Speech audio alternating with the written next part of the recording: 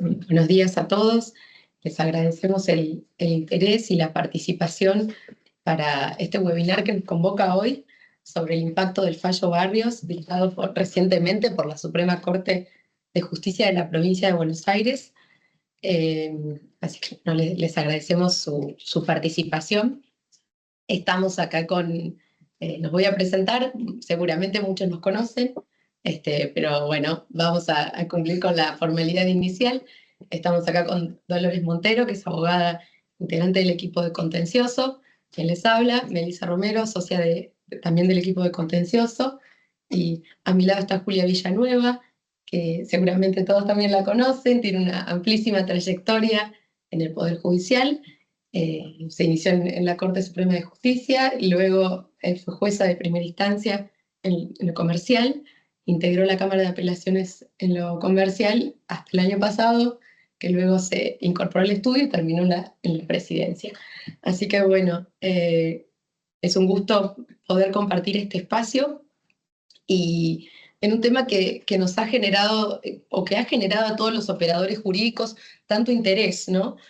Ha tenido un impacto reciente, lo hemos visto no solo en los últimos o en los recientes fallos judiciales a lo largo de la provincia, sino también en el marco de negociaciones extrajudiciales.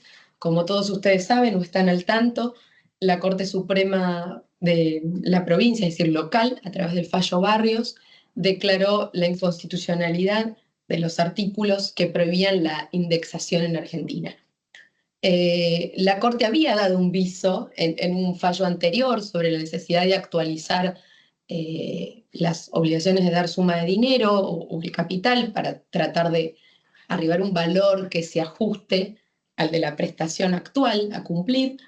Pero finalmente dictó este fallo en abril de este año, un fallo muy pensado, en el cual nos ilustra, se nota sobre el impacto real que tiene la aplicación de estos índices, que lo ejemplifica con los distintos índices que se podrían aplicar, y luego de una primera lectura comenzaron los interrogantes. Así que nuestra idea un poco es hacer una primera presentación muy breve del caso, porque, bueno, la mayoría sabemos de qué se trata, y luego abordar los primeros interrogantes o las primeras problemáticas que surgieron con la aplicación.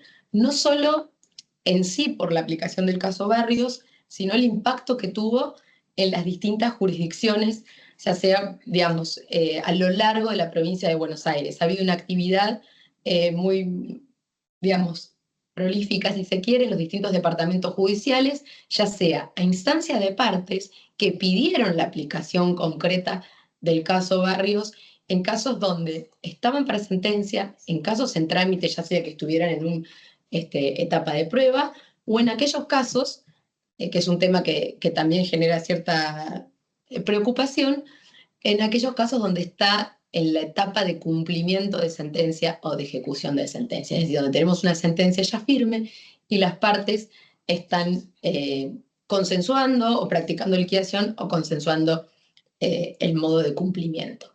Entonces, digamos, para cerrar esta breve introducción, hemos tenido planteos en el Departamento Judicial de Necochea, de Junín, de Lomas de Zamora, digamos, en Avellaneda, en distintos expedientes en trámite. Así que un poco la idea es ver estos interrogantes que nos ha planteado, cómo nos impacta, porque la verdad que la gran preocupación es cómo abordar un poco y cómo previsionar estas sentencias que tenemos en trámite, que para todos esto genera un cierto impacto. Así que bueno, sin más preámbulo, vamos a un poco a adentrarnos en el primer punto, que bueno, básicamente contarles brevemente qué dijo la Suprema Corte en el caso Barrios. Dolores. Como primer punto vamos a hablar un poco de los antecedentes del caso. Como muy bien dijo Meli, el 17 de abril de 2024, la Suprema Corte de la Provincia de Buenos Aires va a declarar la inconstitucionalidad del artículo 7 de la Ley 23.928, la cual prohíbe la actualización monetaria y la indexación de los créditos en las obligaciones de dinero. La Suprema Corte se va a expedir en el marco de una acción de daños y perjuicios resultante de un accidente de tránsito ocurrido en el año 2013 en la localidad de Morón, provincia de Buenos Aires. En primera instancia, los jueces van a hacer lugar al planteo de los actores y en lo que nos interesa para la discusión bajo análisis va a fijar una tasa del 6% anual desde la fecha del hecho hasta el dictado de la sentencia conforme el fallo Vera y Nidera. La Cámara va a confirmar esta decisión y frente a ello los actores van a instar la instancia extraordinaria. La Suprema Corte va a hacer lugar al planteo de inconstitucionalidad del artículo 7 de la Ley 23.928 y va a fundamentar su decisión en que, si bien la norma era válida en el contexto en el que se dictó, aplicarla al día de hoy, en un contexto inflacionario, va a violar las garantías constitucionales como el principio de razonabilidad, el principio de defensa en juicio y el derecho de propiedad. Ahora bien, frente a este planteo, la Corte va a introducir un novedoso sistema para mantener actualizado el valor del capital de la sentencia. Para ello, va a disponer un sistema para poder mantener el valor del objeto de la demanda y que resista el impacto inflacionario. Al monto admitido se le va a aplicar un 6% anual desde la fecha del hecho hasta el dictado de la sentencia. Conforme los fallos Vera y Nidera, va a seguir manteniendo ese tema, pero a la suma resultante lo va a ajustar mediante unos índices oficiales. Algunos de los que se mencionan en la sentencia son el RIPTE, el IPC y el SER. Podemos ver en esta slide que la Corte va a poner a modo ejemplificatorio cómo en la primera fila, aplicando los índices que había aplicado primera instancia, va a dar este monto y aplicando los distintos índices va a diferir notablemente las sumas de dinero. Ahora bien, no solo se le va a aplicar ese índice, sino también que a la suma resultante se le va a aplicar una tasa del 6%, no menor al 6%, la cual va a ser graduada por el juez. Es importante destacar que la elección del índice va a estar en manos del juez y tiene que ser un índice oficial que además tiene que tener una relación con el objeto del reclamo. Bien, ahora vamos a pasar a lo que serían las reflexiones y cómo lo está aplicando la jurisdicción de la provincia de Buenos Aires. Bien, acá es un punto interesante para sumar. Me parece que la Suprema Corte se toma, que no es algo usual, o al menos en provincia de Buenos Aires uno está acostumbrado por la aplicación a veces de fórmulas matemáticas, cuando se estiman los valores de actualizados o de monto de condena, pero sí detalla particularmente con este esquema que tenemos acá la disparidad que se genera con la aplicación de los distintos índices. Es decir, si nosotros bajo el sistema actual de Vera y Nidera con un capital puro, es decir, veníamos con una obligación de valor que se cuantifica en la sentencia, en provincia de Buenos Aires se aplica tasa de interés puro del 6 o el 8%, el monto resultante en este caso era de más o menos de 2.2 millones de pesos. Ahí la Suprema Corte plantea las tres opciones, ¿no? Entonces, bajo la opción 1, aplicando el IPC, llegamos a un monto de 15 millones. Normalmente lo que estamos viendo es que con la aplicación del IPC los montos de capital actualizados se elevan bastante. Luego plantea una opción 2 del ajuste por ser de 12 millones y finalmente una opción de ajuste según RIPTE de 10 millones de pesos. Esto, claro, uno desde el punto de vista de normalmente de los demandados uno tiene una previsión contable del impacto que le va a generar un eventual litigio, un eventual resultado, y con las, digamos, en esta etapa primigenia o preliminar, donde uno ve los primeros fallos, es donde más preocupaciones nos trae, porque bueno, ¿cómo previsionamos? ¿Tomo 15, tomo 12, tomo 10? ¿Qué criterio? Y esto nos plantea distintos interrogantes o una serie de reflexiones en estos primeros casos.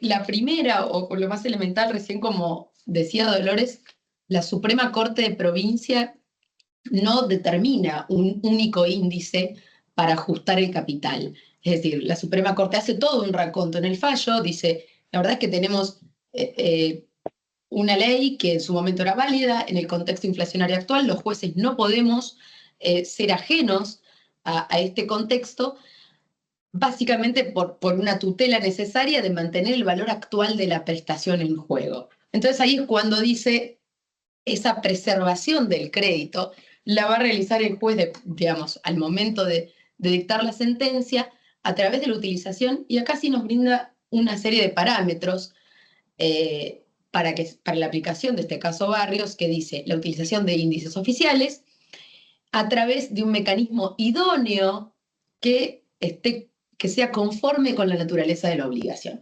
Acá lo que está apuntando es índices oficiales, es decir, la aplicación de índices oficiales en un primer paso, y en un segundo lugar, que sea acorde a la naturaleza de la obligación. Ahí el primer interrogante que se nos hacía cuando leíamos el fallo es, bueno, por un lado, la indeterminación del índice a aplicar, y por otro lado, esa libertad que se le da a los jueces para aplicar los distintos índices. Ahí nos vamos a tener un poco esta doble cara, que digo que por un lado tenemos la libertad o esa indeterminación, pero por otro lado tenemos siempre el principio de razonabilidad que nos va a fijar como un límite o como un norte.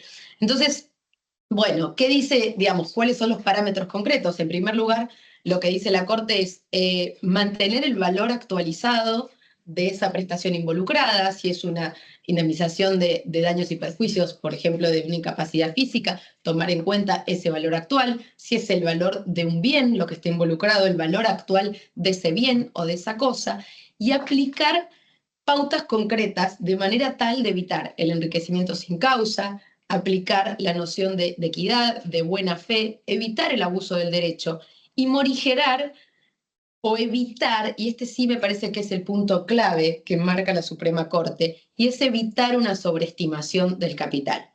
Lamentablemente tenemos, como todos sabemos, una historia de crisis financieras donde hemos visto periodos inflacionarios, hiperinflacionarios, con lo cual en esto no hay, digamos, hay bastante letra escrita, y en este caso hay una remisión clara. Me parece a mí que la pauta de razonabilidad es clave. ¿Por qué? Porque la Corte lo marca y dice hay que evitar una sobreestimación del capital. Es decir, traer el valor actual, aplicar un índice de ajuste en el caso concreto, que no siempre en todos los casos va a ser necesario, pero digo, en el caso en que se plantee, con lo cual ahí vamos a tener un primer interrogante, el valor corresponde que sea actualizado, y en ese caso, ¿qué índice aplico?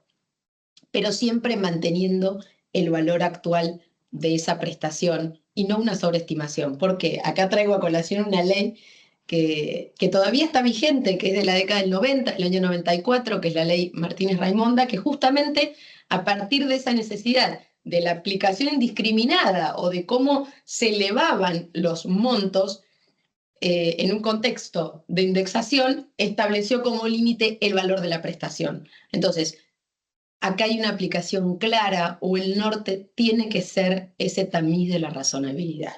No puede haber una sobreestimación del crédito, porque si bien esta tensión constante que tenemos, ¿no?, de proteger al acreedor, pero también proteger al deudor, ¿no?, porque tenemos siempre esa tensión. Entonces acá es el valor de la prestación y no una sobreestimación, no 2, 3 veces el valor del capital.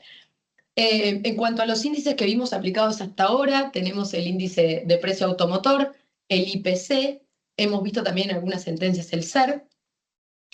Por ahora, esos son los índices aplicados, pero va a haber una multiplicidad de criterios hasta tanto se vaya unificando el criterio en cada cámara departamental. Esto, veo dos problemáticas dicho esto. La primera es que se trae sobre la mesa en el marco de las negociaciones ya el índice Barrios en el momento del cumplimiento de sentencias o en cuanto se dicte ahora una sentencia. Entonces va a haber divergencias entre las partes sobre cuál es el índice aplicable. Entonces puede haber apelaciones porque, claro, se puede elegir el IPC, pero la otra parte considerará en el momento del traslado la aplicación de otro índice, con lo cual se va a poder cuestionar, se puede cuestionar la aplicación de manera tal que se ajuste el principio de razonabilidad y que respete el valor de la prestación. Para ser claros, si en una sentencia se otorga el equivalente al valor de un auto, no se puede entregar el valor de 3 autos, ¿sí? O de 2, que era un poco la raíz o el ejemplo que se daba en Martínez Raimonda. Pero bueno, el otro interrogante, esto va a generar mayor litigiosidad, hasta tanto cada Cámara Departamental vaya adoptando sus criterios y eventualmente llegue nuevamente, si hubiera necesidad, a la Suprema Corte. El segundo interrogante es qué pasa cuando no tenemos un índice que se aplique. No en todos los casos hay un índice claro que va a aplicar. Uno puede aplicar el salario mínimo vital y móvil, uno podría aplicar otro índice. Creo que ahí el índice, pero esto es una apreciación, vamos a ver luego si se ajusta, va a ser el IPC, el índice de precios al consumidor, en muchos casos incluso por la aplicación extendida de la Ley de Defensa del Consumidor. Pero bueno, esto sí va a generar mayor litigiosidad, vemos que va a generar mayor litigiosidad a futuro, y hasta tanto se asiente un poco la doctrina. Bien. Tenemos dos puntos más para compartirles. Esto no termina. Relacionados. La segunda problemática que tenemos es la aplicación de la doctrina en fallos con sentencia firme. Si bien este fallo se ha tratado de aplicar en casos que están próximos a resolverse, hemos visto que las partes lo han pedido en casos donde hay una sentencia firme y hay cosa juzgada. Frente a esta aplicación, los jueces suelen resolver tomando como fundamento el fallo Camuso de la Corte Suprema. Este fallo lo que decía era que no afecta a la cosa juzgada el hecho de actualizar el valor de la condena, y también se van a amparar en que estamos en una etapa de ejecución de sentencia. Entonces, la actualización no va en contra de eso. Esto también este fallo que dice esto, estuvo muy relacionado con la Cámara Civil y Comercial de Trenquelauquen, que dictó esto. Y nosotros lo que entendemos es que, si bien es válida estas fundamentaciones, la realidad es que hay un valor cuantificado en la sentencia y ello no se puede modificar. Y además hay que tener en cuenta que los rubros indemnizatorios están actualizados a valores actuales. Por lo tanto, la justificación de mantener el valor del capital actualizado no cabría en estos momentos. Al menos ahí un poco, perdón la interrupción, pero creo que es importante ahí. Necesariamente va a haber que hacerse un análisis caso por caso. Sí. Digamos, ahí la clave está, como recién manifestado Dolores, en ver el valor actual. De vuelta, si el valor actual es razonable, entonces uno, digamos, creo que la aplicación sustentada del fallo cae o se diluye. Entonces creo que necesariamente, si bien va a haber argumentos para cuestionarlo en sentencia firme, recientemente leímos un dictamen fiscal que no admite en casos con sentencia firme, es muy contundente, esto es frente a la Cámara de Lomas de Zamora. Sí, digamos, hay argumentos para sostener, pero hay que verlo en el caso a caso. Perdón. No. Y también la última reflexión que nos trae este fallo es el principio de congruencia y la falta del pedido de inconstitucionalidad del artículo 7 de la Ley 23.928. Básicamente, para el principio de congruencia lo que dice es que tiene que haber una relación entre lo dictado en la sentencia y lo que hayan pedido las partes a lo largo del proceso. Y también le prohíbe al juez expedirse sobre temas que las partes no hayan puesto a su consideración. Entonces, frente a ello, nos trae un interrogante, que es: ¿qué pasa si las partes a lo largo del proceso no pidieron la inconstitucionalidad del artículo 7 de la Ley 23.928?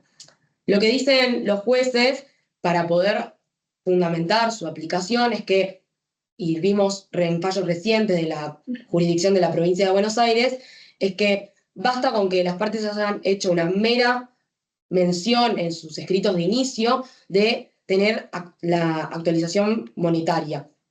Es decir, que quieran que el capital esté actualizado a valores actuales. Con esa petición basta con que los jueces apliquen barrios.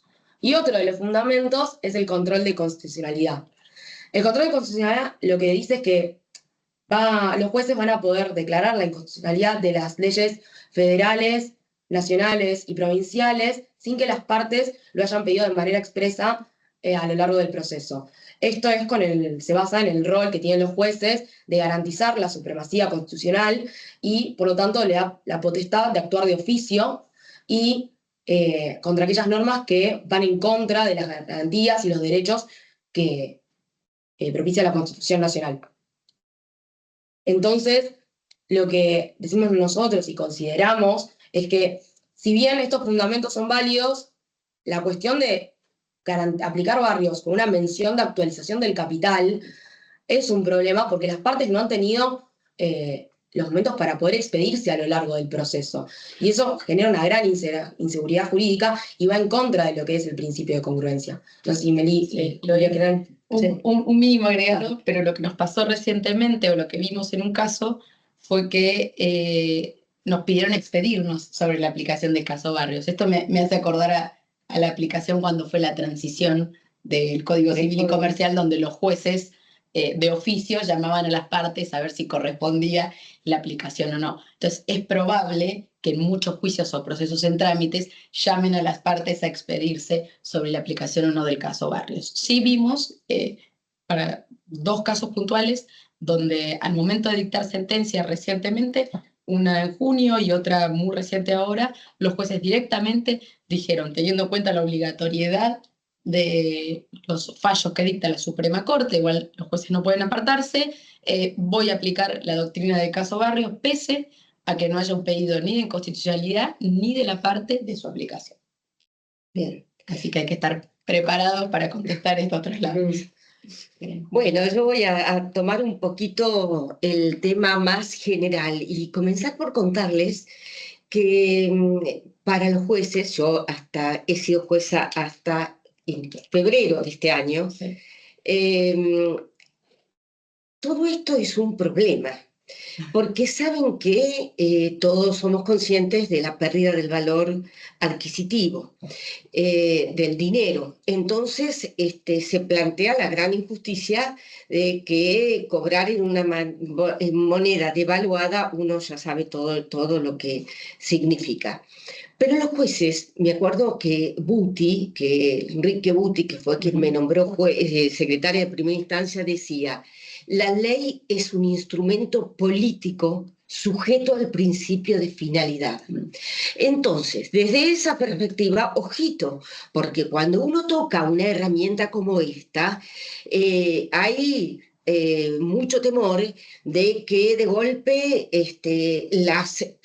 comiencen a actualizarse a troche y moche todas las obligaciones, y esto, en vez de coadyuvar a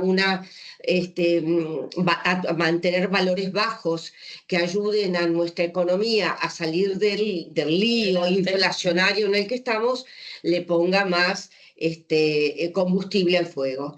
Ese es un miedo que está en los jueces. Y esto ha ocurrido que acá en Capital ha llevado a los jueces a que no exista, se declara sistemáticamente, se rechaza la inconstitucionalidad de estas normas, con lo que tenemos que en una jurisdicción como esta se rechaza la inconstitucionalidad y cruzamos la avenida General Paz. de la General Paz y todo cambia. Con lo que, bueno, entre otros problemas que va a traer esto, va a ser un forum shopping, y no me da lo mismo ir a una jurisdicción que a la otra, con todo lo que esto significa. Exacto, perdón Julia la interrupción, pero hace algunos años la mayoría de los reclamos venían a Capital por la aplicación de la tasa activa, Claro. Porque provincia tenía tasa pura más tasa pasiva más alta, que se fue un poco corrigiendo, pero en general, cuando había multiplicidad de demandados, preferían Capital. Yo creo que ahora va a pasar la situación inversa, ¿no? Que mencionás. Va a pasar, bueno. Bueno, esto sin duda la Corte Suprema va a tener que intervenir porque va a ser bastante caótico. Pero bueno, la Corte Suprema es un organismo que integra la cabeza del tercer poder del Estado y por eso no tiene plazos. Por eso es que regula y larga sus sentencias cuando cree oportuno hacerlo, así que no sabemos cuándo esto ocurrirá. Así que estamos así. Ahora, vamos un poquito a qué nos dice este fallo. Para poder entenderle, llegarle a la médula, creo que está bueno que arrancar por tener presente la tradicional distinción entre deudas de valor y deudas de dinero. Esto, que antes del código la doctrina debatía y los fallos no estaban demasiado encolumnados bajo una misma orientación, hoy tenemos una norma que es el 792, que dice, bueno, que reconoce las deudas de valor y dice, bueno, si debes un valor, lo que debes es un valor real que tendrá que ser actualizado al momento en que deba cuantificarse la obligación. Es decir, yo debo un auto. ¿Cuánto dinero será el que me tendrás que entregar? Y bueno, el dinero necesario para que yo me pueda comprar ese auto al momento en que la plata llegue a mi bolsillo. Esta es la deuda de valor. Como decía Meli, acá no existe el problema de arranque de que se desactualice. ¿Por qué? Porque es un valor real. Entonces, sobre un capital actualizado, lo único que va es el interés puro. Ese interés que la Cámara, que la Corte de Buenos Aires lo fijó en el 6%, es un interés puro, siempre positivo, porque partimos de que el capital está actualizado. Ahora, ¿qué pasa? Pasó exactamente en este caso.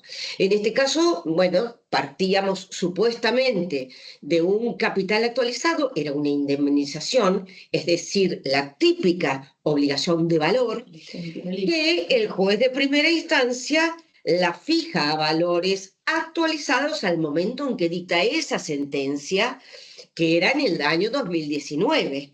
Le fija el interés puro sobre capital actualizado, todo parecía estar bien.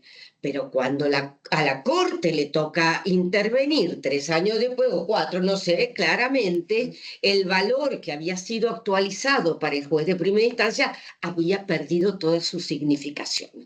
Entonces, fíjense cómo estamos. Las deudas de valor son deudas que son de valor hasta que se convierten en deuda dineraria porque hay que hacer la conversión. A partir de allí es que existe la posibilidad de que así convertida pierda su significación. Y bueno, la Corte decide que quiere decir que la inconstitucionalidad que la Corte declara se detona o se activa a partir del momento en que se dicta la sentencia de primera instancia y lo que era de valor pasa a ser dinerario. Pero ojito, no es que va a perder absolutamente su sustancia. Y lo vemos en lo que marcó Melissa. El hecho de que haya un valor detrás sirve para dos cosas. Primero, como límite. ¿Por qué? Porque la ley Martínez-Raimonda dice, ojito, no podés aplicar cualquier índice que termine distorsionando el valor para otro lado. Cualquier distorsión es mala. La distorsión que me lleva a darle a un acreedor un valor devaluado que no le significa es mala. Y también mala es que yo le dé a través de un índice lo que no le corresponde. La ley Martínez-Raimonda, cuando salió, yo tengo el recuerdo de que uno se estaba peleando por un fitito y resulta que el deudor terminaba pagando 3 Mercedes-Benz.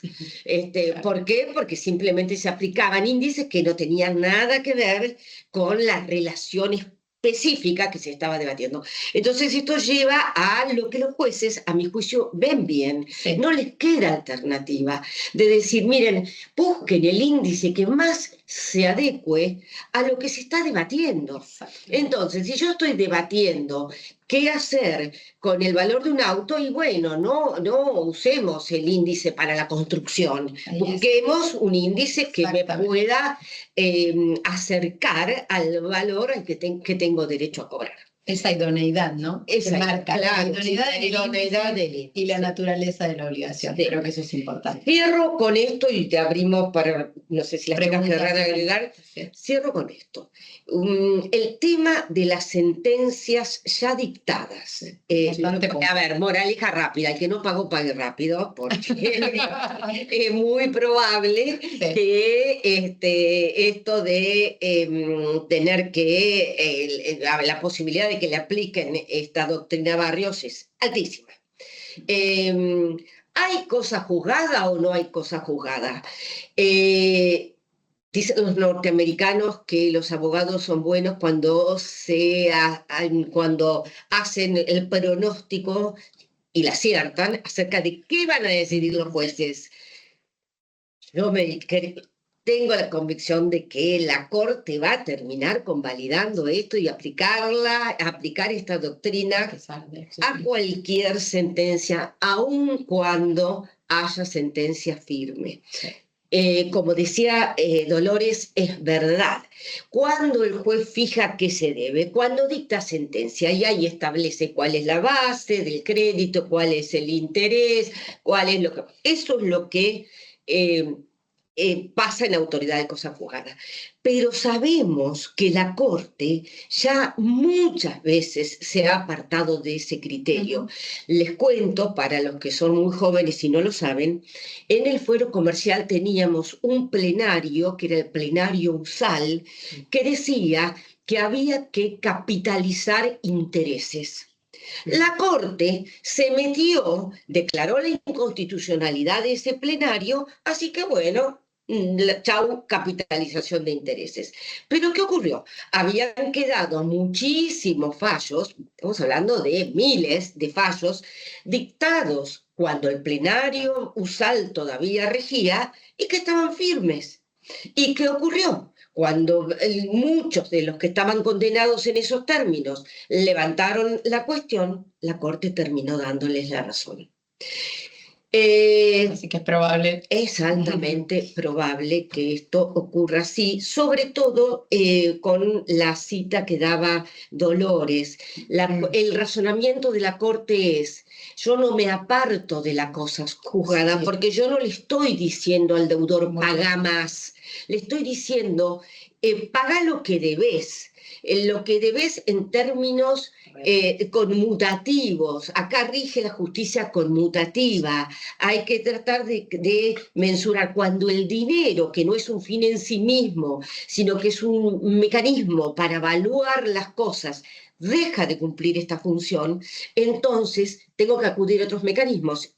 En ese esquema, para la Corte no hay violación de la cosa juzgada, con lo que, bueno, esta es mi opinión para los que estén en tránsito en estas leyes. El pronóstico de el que debe pague ahora creo que es más importante.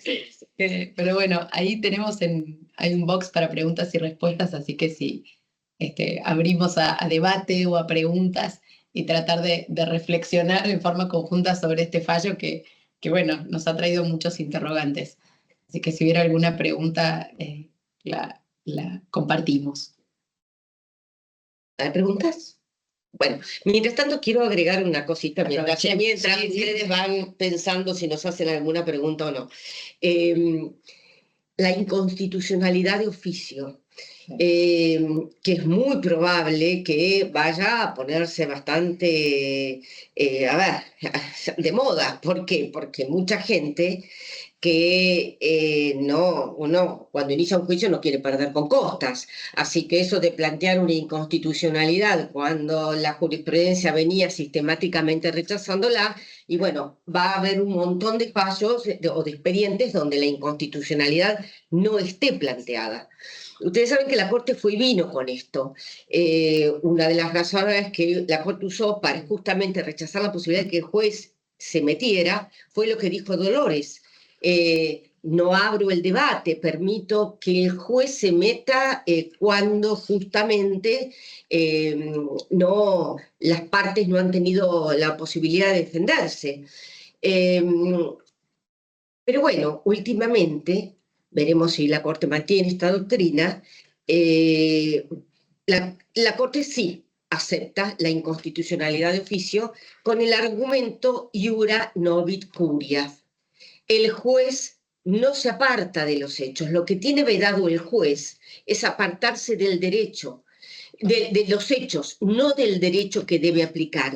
Él es el que decide bajo qué norma regula el caso. Y como de la Constitución no puede prescindir, cuando detecta una inconstitucionalidad, puede declararla aunque nadie se lo hubiera pedido. Hoy es la doctrina que rige, veremos si se mantiene. No, Sí, actualmente, a modo de comentario y para contarles la actualidad de lo que está pasando, actualmente las partes, cuando tenemos una sentencia de primera instancia y no aplican barrios, estamos viendo que la apelación conlleva pedir barrios y por eso se trata de arreglar en un punto con las partes de manera previa, porque no sabes, el hecho de la incertidumbre de no saber qué índice van a aplicar o cómo lo van a hacer, trae aparejado el hecho de que se quiera arreglar en esta instancia, que en un punto por ahí es positivo porque no sabes qué va a suceder a lo largo del proceso. Acá creo que tenemos Sí. tenemos Una pregunta. Acá nos preguntan sobre bueno, la mirada, la interpretación respecto del comunicado del Banco Central a través de estas calculadoras de índices para la tasa de interés. La verdad que es algo que siempre creo que es importante de alguna manera oficializar estas calculadoras de tasa de interés y creo que ayuda mucho a los litigantes. Acá en Capital Federal tenemos la página del Colegio de Abogados, pero creo que utilizan o facilitan mucho el intercambio. ¿Por qué? El intercambio en el marco de una negociación. Entonces, que una autoridad como el Banco Central saque o una herramienta de cálculo es importante, porque si no entramos en ese, permítanme el término, derrotero de que impugno la liquidación, voy, vengo, se nos pasan 3 meses y no podemos cumplir. El acreedor, digamos, quiere percibir su crédito, el deudor quiere cumplir y no lo hace y la tasa de interés corre y el valor se ajusta. Así que creo que sería de mucha utilidad que se oficialice en cada jurisdicción alguna calculadora de tasa de interés, ¿no? Creo que eso puede ayudar al cálculo de las liquidaciones, que no es menor, digo. La etapa de ejecución de sentencia suele ser muchas veces tan extensa como el mismo juicio. Así que bueno, gracias por la consulta o el punto traído a debate. No sé si tenemos alguna pregunta más. Bien. Bueno, aquellos, digamos, si hubiera alguna consulta adicional, por supuesto, tienen nuestros correos electrónicos a disposición y nos pueden consultar también en el correo de comunicación del estudio. Así que les agradecemos su participación y bueno, esperamos encontrarnos. Acá me dicen que tenemos una pregunta más, así que perdón a ver si me llega ahí, sí. Ay, bueno, es una gran pregunta, así que gracias por traerla. Acá nos preguntan qué podemos esperar de la aplicación del fallo Barrios en juicios de indemnizaciones derivadas del contrato de trabajo del fallo La Cuadra, que rechaza la actualización de créditos mediante índices e indica la aplicación de tasas reguladas por el Central. La verdad que en el fuero laboral ha habido mucha disparidad de criterios, ¿no? Yo creo que por supuesto dejo digamos, después escuchamos los comentarios si hubiera de Dolores y de Julia, pero la Suprema Corte de Justicia en el fallo Barrios remite expresamente al límite de la Corte en Oliva. El fallo Oliva de la Corte Suprema básicamente fue el que cortó o le puso un corte a la aplicación de tasas de intereses excesivas por parte del fuero laboral. Fue muy tajante en la aplicación y me parece que el guiño que hace la Suprema Corte al fallo Oliva nos trae un límite. Yo creo que lo que va a pasar en las distintas jurisdicciones es ir aplicando distintos índices, pero creo que el espíritu está marcado, va a haber que hacer el camino a la Cámara de Apelaciones, a la Corte eventualmente, pero va a haber un límite para que no haya esa sobreestimación del capital. Así que yo creo que la Corte va a mantener ese valor actualizado de la prestación y evitar el interés excesivo. Hay mucho énfasis en el fallo sobre la morigeración de intereses, así que creo que va a ir por ese lado. Bueno, sobre todo que en ese fallo, justamente al no ser tasa pura, sino tasas que tienen el arrastre de los componentes inflacionarios, duplicarla o el interés pierde la tasa de interés pierde su rol natural. Entonces se puede generar estas distorsiones. Y con lo que creo que esa doctrina va a estar vigente, pero probablemente la forma de reajuste sea aplicar sobre capital actualizado, sea según algún índice, Una tasa un pura. interés. Un interés puro. La Suprema Corte fue muy clara. Menos del 6 planteó. Sí. Así que creo que... bueno, acá tenemos una más. Y estoy de lectora de preguntas. Pero bueno, gracias por el interés. La verdad que valoramos mucho también la interacción, ¿no? Acá nos dice, ¿qué pasa en el caso de los rubros reclamados que no tienen un valor de mercado? Como por ejemplo daño moral y el juez fije un valor. Acá es interesante, acá me dice, porque dilatar la discusión juega en contra del deudor por la actualización que se aplica y además, por supuesto, porque no está de acuerdo con el monto. Acá la Corte es clara y dice, hay que tomar el valor actual en el momento del dictado por el juez de la primera sentencia, que ahí sí ya tenemos lo que marcaba Julia de esa obligación de valor que pasa a suma dineraria. Entonces, recién ahí se va a ver si es necesario actualizar o no el valor. Esto va a depender, digo, no tenemos un valor de mercado, pero el juez fija una estimación y ese va a ser el valor actual, con el término actual que toma el juez. Después lo que va a ver es cuánto representa y qué distorsión hubo para ver si se ajusta o no el capital. Ahí lo que he visto, por ejemplo, es que cuando hay poca, digamos, diferencia de tiempo entre la sentencia de Cámara de primera instancia o de primera instancia y la de Cámara que fija Barrios, hubo una reciente de Junín que aplicó el índice IPC, pero bueno, no llevaba una distorsión o a una sobreestimación del crédito porque era muy poca la diferencia entre el daño calculado al valor actual de primera instancia y el de Cámara. Hubo poco tiempo entre la sentencia de primera instancia y la sentencia firme. Creo que ahí no se genera esa sobreestimación. Pero bueno, ahí, para cerrar, creo que vuelvo a mi reflexión de que va a incrementar la litigiosidad. Lamentablemente. Claro. Pero se va a aplicar. No hay dudas que Barrios se va a aplicar. ¿Estamos? Bien, bueno, les agradecemos el interés, la participación y bueno, estamos a disposición para alguna pregunta si hubiera, ya sea por mail o tienen nuestros contactos. Así que muchas gracias y esperamos verlos en otro encuentro acá en BOM Chile. Dale. Gracias. Muchas gracias a todos y buenos días.